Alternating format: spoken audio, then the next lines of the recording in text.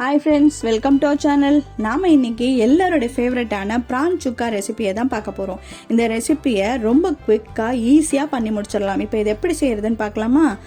First நம்ம ப்ரானை marinate பண்ணி எடுத்துக்கலாம்.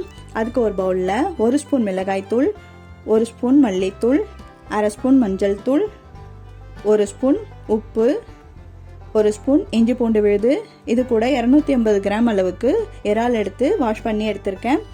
இப்போ அதையும் சேர்த்து நல்லா கலந்து விட்டுக்கலாம். இப்போ இதை நல்லா கலந்து இது கூட அரை மூடி அளவுக்கு எலுமிச்சைப்பழச்சாறு சேர்த்துக்கிறேன். இப்போ இதை அரை மணி நேரத்துக்கு ஊற வச்சுக்கலாம். 1 கப் அளவுக்கு சின்ன வெங்காயம், 1 கைப்பிடி அளவுக்கு பூண்டு, 4 பச்சை மிளகாய், 4 துண்டு இஞ்சி ஒரு உரலில் கொரப்பாக இடித்து எடுத்துக்கலாம். உரல் இல்லாதவங்க மிக்சி ஜாரில் சேர்த்து கொரப்பாக அரைச்சி எடுத்துக்கோங்க பல்ஸ் மோடில். இப்போ ஒரு பேன் வச்சு சூடானதும் ஆயில் சேர்த்து 1 ஸ்பூன் அளவுக்கு சோம்பு சேர்த்து பொரிய விட்டுக்கலாம். பொரிஞ்சு வந்ததும் நம்ம ரெடி பண்ணி வச்சுருக்கிற மசாலாவை இதோட சேர்த்து வதக்கிக்கலாம். இது பச்சை வாசனை போகிற அளவுக்கு நல்லா சிம்லே வச்சு கலர் சேஞ்ச் ஆகி வரணும், அது வரைக்கும் வதக்கிக்கலாம். இது கூட ஒரு கொத்து கருவேப்பிலை சேர்த்துக்கிறேன். இப்போ இது நல்லா கலர் சேஞ்ச் ஆகி வந்திருக்கு. இது கூட நம்ம மேரினேட் பண்ணி வச்சுருக்க இறாவை இதோட சேர்த்து நல்லா கலந்து விட்டுக்கலாம். இப்போ இது நல்லா கலந்து விட்டு இது வேகிறதுக்கு தேவையான அளவுக்கு தண்ணி சேர்த்துக்கலாம்.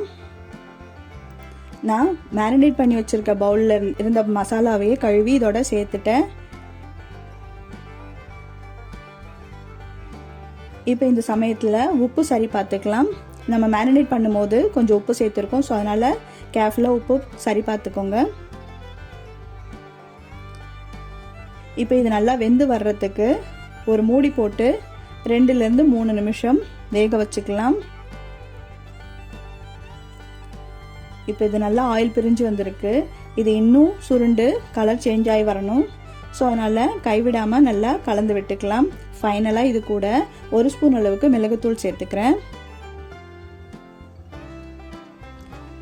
இப்போ இந்த தண்ணியெல்லாம் சுருண்டு தொக்கு திக்காகி வரணும், கலர் சேஞ்ச் ஆகி வரணும். ஸோ அது வரைக்கும் சிம்மிலேயே ஓப்பன்லேயே நல்லா கலந்து விட்டுக்கலாம்.